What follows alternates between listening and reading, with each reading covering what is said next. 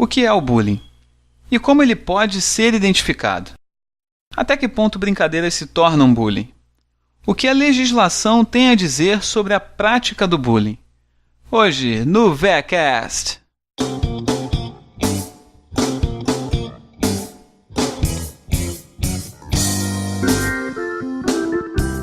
Seja bem-vindo ao VECast episódio número 6. Tema de hoje, a prática do bullying.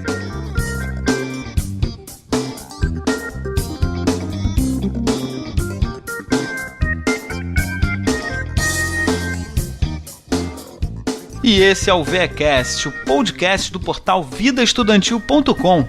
Você pode acessar o roteiro desse episódio em vidaestudantil.com/VECast6 ou em vidaestudantil.com/bullying.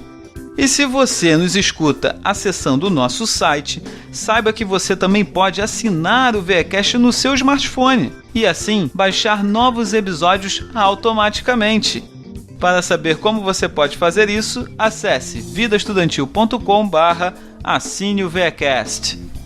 E vamos para a pauta principal.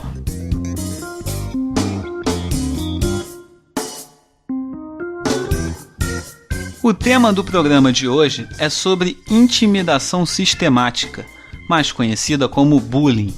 Basicamente, vamos cobrir o que a legislação fala sobre o assunto e vamos acompanhar a entrevista com a professora doutora de Psicologia, Beatriz Sankovski. Assim, esperamos falar um pouco sobre os dois principais lados do tema, o legislativo e o psicológico. Começando pelo lado legislativo. No último dia 6 de novembro de 2015, isso mesmo, semana passada, entrou em vigor a Lei Federal número 13.185, que institui o Programa de Combate à Intimidação Sistemática, o bullying. Essa lei caracteriza o bullying e o classifica de acordo com as ações praticadas. Essa lei é de fundamental importância, uma vez que ela coloca o bullying nas pautas de discussões e estabelece uma definição para um problema que, por vezes, é tratado de forma muito abstrata, ou como algo natural no comportamento de crianças e adolescentes. A lei, que você pode conferir no roteiro desse episódio, em vidaestudantil.com/VECast6, considera o bullying como todo ato de violência física ou psicológica intencional e repetitivo que ocorre sem motivação aparente, praticado por indivíduo ou grupo, contra uma ou mais pessoas, com o objetivo de intimidá-la ou agredi-la, causando dor e angústia à vítima, em uma relação de desequilíbrio de poder entre as partes envolvidas.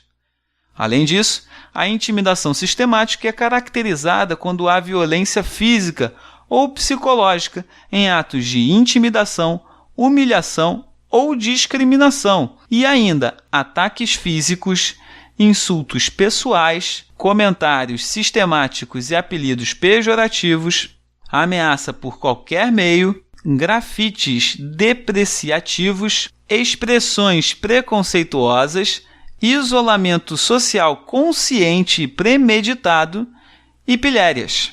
E para quem não sabe, pilhéria é algo que tem intenção humorística e que pode ser inclusive ofensivo.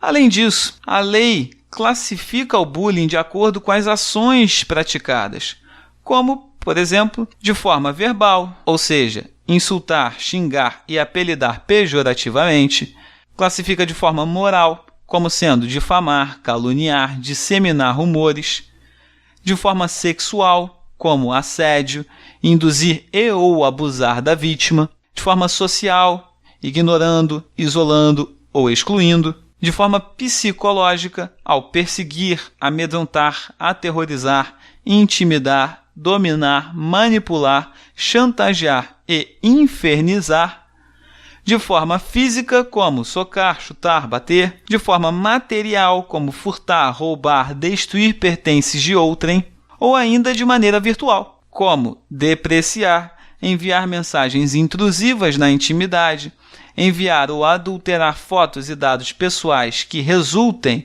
em sofrimento ou com o intuito de criar meios de constrangimento psicológico e social. A lei ainda prevê os objetivos do Programa de Combate à Intimidação Sistemática, como sendo prevenir e combater a prática da intimidação sistemática, o bullying, em toda a sociedade, capacitar docentes e equipes pedagógicas para a implementação das ações de discussão, prevenção, orientação e solução do problema. Implementar e disseminar campanhas de educação, conscientização e informação. Instituir práticas de conduta e orientação de pais, familiares e responsáveis diante da identificação de vítimas e agressores. Dar assistência psicológica, social e jurídica às vítimas e aos agressores. Integrar os meios de comunicação em massa com as escolas e a sociedade, como forma de identificação e conscientização do problema e forma de preveni-lo e combatê-lo.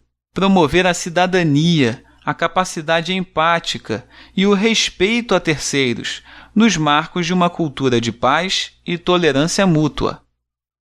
Evitar, tanto quanto possível, a punição dos agressores, privilegiando mecanismos e instrumentos alternativos que promovam a efetiva responsabilização e a mudança de comportamento hostil.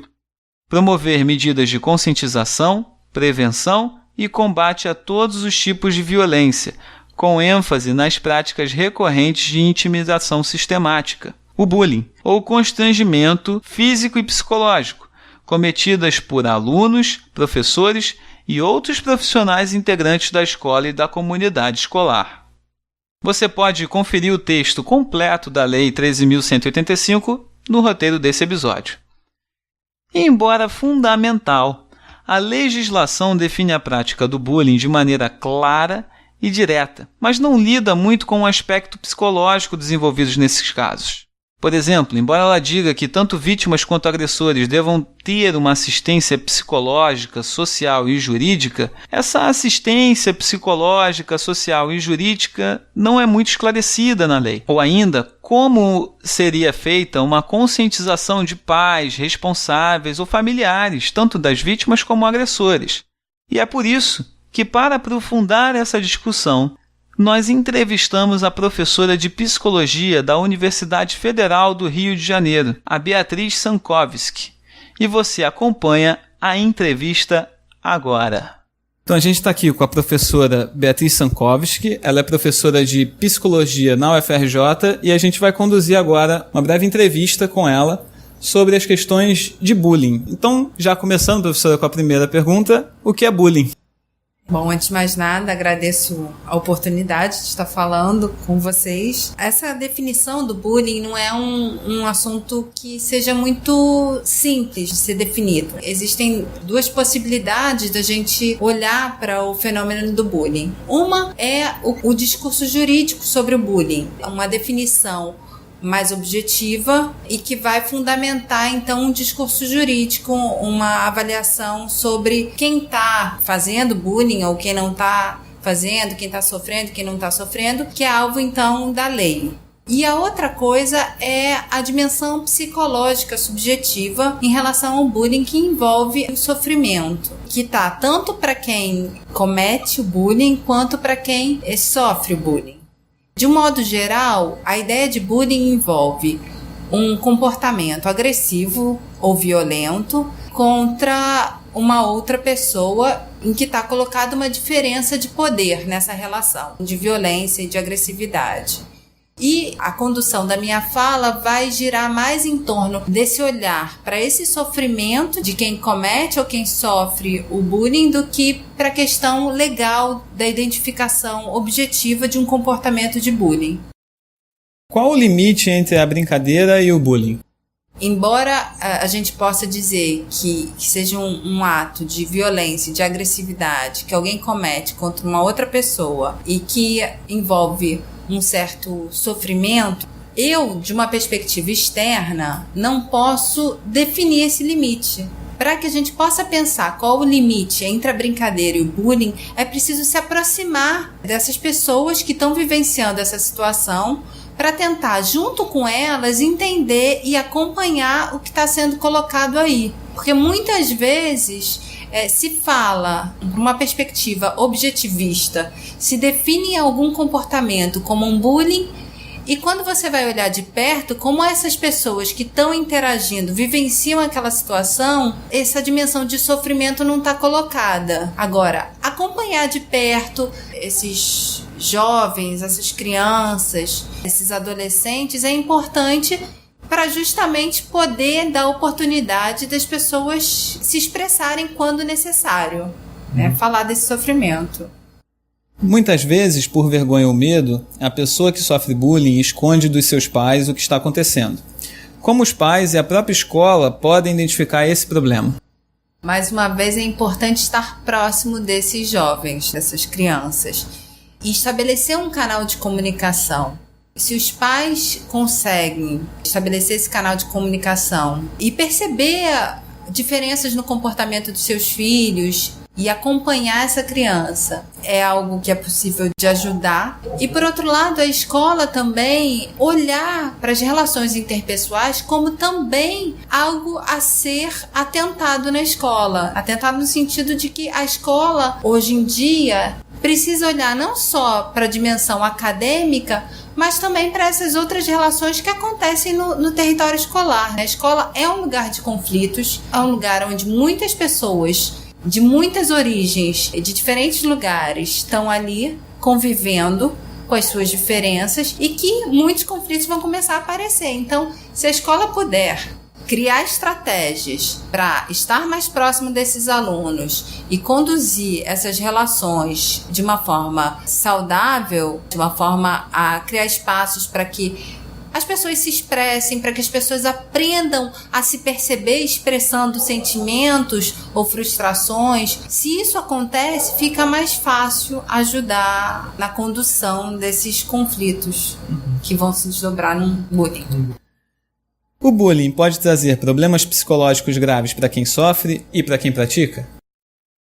O bullying é um comportamento, então, que envolve a agressividade. Lidar com a agressividade, lidar com os nossos sentimentos é sempre uma questão delicada. A gente muitas vezes não sabe como lidar com isso, a gente não aprende isso, ou aprende na vida, vai vivenciando a forma como a gente lida com os nossos sentimentos. E muito poucas vezes a gente presta atenção nisso. Alguém que age de maneira agressiva pode ter infinitos motivos para agir dessa forma ou não, ou pode não saber o que fazer com esse impulso. E, ao mesmo tempo, alguém que sofre de uma atitude agressiva ou de uma atitude violenta pode também não saber como se colocar frente a essa situação. Pensando dessa forma, sim, o bullying produz efeitos em todos que estão envolvidos ali, seja porque eu exerço um poder ou uma violência que muitas vezes me assusta também, mas que eu vejo que produz efeito no outro, e por outro lado, quem sofre, quem é vítima, não consegue se colocar e com a continuidade, com a repetição desse comportamento, vai cada vez menos embotando essa possibilidade de reagir frente a essas situações. Então, assim, são questões, são marcas psicológicas importantes e que precisa ser cuidada. A melhor forma seria evitar esse tipo de marca, mas que uma vez que essas marcas aconteçam, que ela possa ser cuidada dentro do território da escola, dentro do território da família e algumas vezes até com uma ajuda externa, com a ajuda de profissionais mesmo. O que leva uma criança ou adolescente a praticar o bullying? Os pais podem ter culpa? É muito difícil responder essa pergunta, né? O que leva uma criança ou um adolescente a praticar o bullying? A criança ou adolescente, ela está inserida numa rede ampla, que os pais são talvez, os pais e a família mais próxima são talvez a primeira rede, mas que não podem definir tudo da criança. Então também culpabilizar os pais talvez não seja a melhor estratégia para lidar, enfrentar esse problema. Culpabilizar os pais só impossibilita que se haja sobre essa situação, porque os pais também ficam de mãos atadas diante dessas situações. Me parece que a melhor estratégia é pensar o bullying como efeito dessas relações e que para alguém ser agressivo, de alguma forma existe um ambiente que favorece que isso apareça, ou que isso se expresse dessa forma. E talvez a ideia seja como cuidar para que as crianças e jovens possam se expressar de outras formas, que tenham espaços para se expressar de outras formas, não só com violência e agressividade. Como os pais devem agir quando descobrem que os seus filhos praticam ou sofrem bullying? Ensinar os filhos a revidar as agressões é uma forma de resolver o problema? Entendendo que o bullying acontece num território escolar, porque o bullying também é um conceito que vem se expandindo para outros ambientes, e entendendo que a nossa fala aqui está circunscrita a esse território escolar, me parece que o primeiro movimento é dos pais irem buscar a escola e tentarem entender o que está acontecendo, como é que a escola está lidando com essas situações, quais são os canais que a escola estabelece para se comunicar com as crianças ou com os jovens, quais os espaços que esses jovens têm para expressar os seus sentimentos, as suas frustrações, as suas insatisfações, como é que essas relações vão sendo construídas na escola. Esse primeiro movimento de buscar a escola para pensar junto uma estratégia de lidar com essa situação é a mais interessante. Em relação à questão de revidar as agressões, eu não saberia nem dizer se isso seria possível, porque me parece que o que está mais em foco numa situação de bullying não é tanto a violência e a agressividade, e mais uma assimetria nas relações de poder, em que você tem uma violência sim, uma agressividade, mas uma violência e uma agressividade que pressupõe uma diferença nas relações de poder, um sentimento de eu posso tudo por parte de quem agride e um sentimento de inferioridade ou de menos-valia de quem não consegue reagir. Então você solicitar que essa pessoa que já está sofrendo com as agressões, sejam elas físicas ou não físicas, pedir para essas pessoas reagirem a essas agressões dentro de uma situação que ela já se vê e se sente inferiorizada, menosprezada, não percebida, é também uma violência contra essa pessoa. Além do que esse tipo de reação não resolveria as situações e os conflitos que estão colocados aí. A melhor forma, me parece, seria olhar com cuidado para essa situação e tentar construir, junto com a escola, espaços de diálogo e de acompanhamento dessas pessoas envolvidas. E que talvez pudesse pensar até numa prática mesmo regular da escola, de criar espaços para que questões que são das relações interpessoais apareçam. Porque muitas vezes a escola considera isso como um problema de outra ordem, não como um problema escolar, mas a escola é o lugar onde essas questões aparecem. O que a escola deve fazer para lidar com esse tipo de comportamento? Me parece que seja por aí, pela ideia de criar espaços em que sejam construídos diálogos, que sejam feitos compartilhamento de sensações, de sentimentos, do que está preocupando aqueles jovens naquele momento, ou aquelas crianças, que isso seja parte do funcionamento regular da escola e que isso não venha surgir apenas quando já virou um problema. Tentar conduzir isso de uma forma mais continuada, a ideia de um acompanhamento a esses alunos. O que fazer para evitar o bullying? O incentivo à competição entre os alunos que vemos hoje em muitas escolas pode levar a situações de bullying? A ideia da competição, você não olhar o outro naquilo que ele tem de diferença, a dificuldade em enxergar essa diferença no outro, em enxergar que eu posso ser diferente do outro e que isso não me faz melhor ou pior que o outro, é algo que me parece contribuir para evitar o bullying, né? Então, um trabalho em que esse convívio com as diferenças seja valorizado, me parece ser algo interessante para evitar situações de conflito. E, por outro lado, um trabalho no sentido de ajudar essas crianças, esses jovens a lidarem com esses sentimentos que vão surgindo nas relações interpessoais. Porque, novamente, a gente não aprende isso. Muitas vezes a gente aprende isso vivendo. E se a gente pode experimentar isso de outras formas, num espaço protegido, vai evitar que isso surja como uma violência, como uma agressividade muito exposta. Com que idade uma brincadeira entre crianças já pode ser entendida como bullying? Tentando responder essa pergunta, eu faria uma outra pergunta. Qual seria o objetivo de definir uma idade para que se comece a classificar determinados comportamentos como bullying? Se a questão é ajudar, se o que está em questão no bullying é ajudar as pessoas a entenderem ou a se perceberem nessas relações interpessoais, mais interessante do que identificar o início de um bullying seria ajudar elas a lidarem com os sentimentos que surgem nessas relações interpessoais. Sejam elas amor, agressividade, raiva, o que faz com que uma pessoa responda violentamente ou não. E olhar então isso de perto. É lógico que o que eu estou afirmando aqui se afaste muito desse discurso mais jurídico, para o qual a questão do bullying seria um comportamento objetivo, dado, passível de ser observado e de definido muito claramente. E aí, como psicóloga, eu acho que essa talvez seja uma grande questão. É o sofrimento envolvido naquela situação.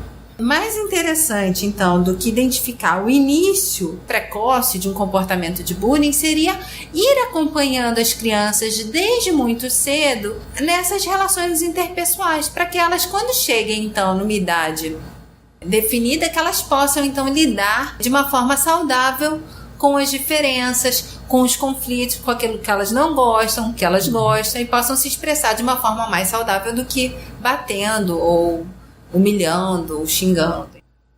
Muito se fala sobre o cyberbullying, em que o agressor, escondido atrás de um computador, envia fotos ou comentários agressivos e expõe o outro com o objetivo de constrangê-lo. Nesses casos, o ataque ocorre longe da escola e muitas vezes sem o conhecimento dos pais. Como os pais e a escola devem lidar com uma situação dessa quando eles descobrem?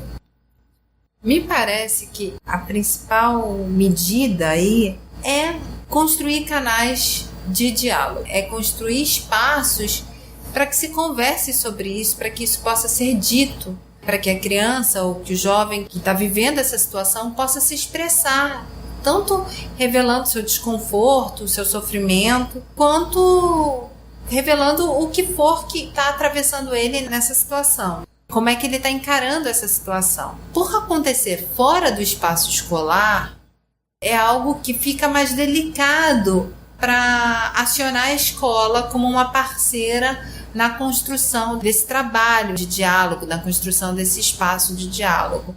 No entanto, como muitas vezes esses cyberbullying chegam a afetar a escola, me parece que talvez pensar isso como um trabalho conjunto dos pais e da escola para enfrentar isso. Um trabalho que não tem uma regra, que não tem um passo a passo que vai dizer que determinadas estratégias vão dar certo ou que não vão dar certo. Entender isso como uma construção a se fazer em parceria, envolvendo pais, escola e os próprios adolescentes ou crianças que estejam envolvidas e também os que não estão envolvidos, talvez seja a melhor estratégia. Pensar isso coletivamente, afinal de contas, não é o problema de uma criança ou de um pai ou de uma escola. Pensar isso como um projeto mesmo e, em termos de projeto, pensar que espaços são esses que a escola está produzindo para ajudar ou não a trabalhar essas relações, e a família da mesma forma. Que espaços são esses que a família está oferecendo a esses jovens de se comunicarem com eles, desses pais em relação aos seus filhos. Se esses filhos se sentem seguros com esses pais também de poderem falar e conversar sobre isso e construir então um caminho de ação frente a essa situação. Porque, novamente, essa questão de uma diferença de poder muitas vezes se expressa não só na situação de bullying propriamente dito, mas na relação com o professor e com os próprios pais. De um sentimento de que eu não tenho lugar de falar, eu não tenho vez de falar, eu não tenho espaço de falar e de me expressar. Então, ajudar que essas crianças que estejam sofrendo com isso possam se expressar é interessante, talvez ajude na resolução desses impasses que tem a ver com dificuldades de relação interpessoal. Tá bom, professora, muito obrigado. Eu abro agora se a senhora tiver alguma frase, algum pensamento ou quiser fazer alguma colocação própria. Então a gente se despede. Até a próxima entrevista. Obrigado, professora. A colocação a ser feita talvez caminhe por aí. Pensar o bullying como uma dificuldade nas relações interpessoais que envolvem diferenças de poder e que isso pode ser trabalhado e resolvido antes de chegar ao extremo de uma violência. Isso pode ser trabalhado e resolvido através de um diálogo, de um cuidado nessas relações. É isso, muito obrigada também.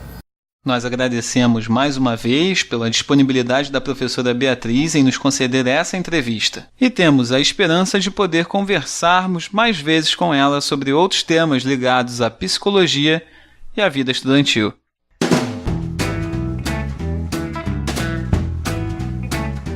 E você, tem algum comentário ou sugestão sobre o bullying? Já presenciou, sofreu ou praticou bullying? Conte-nos suas experiências comentando o roteiro desse episódio em vidaestudantil.com/veacast6, em nossa página do Facebook em vidaestudantil.com/facebook, ou mande um e-mail para veacast@vidaestudantil.com, relatando a sua experiência ou opinião sobre o tema.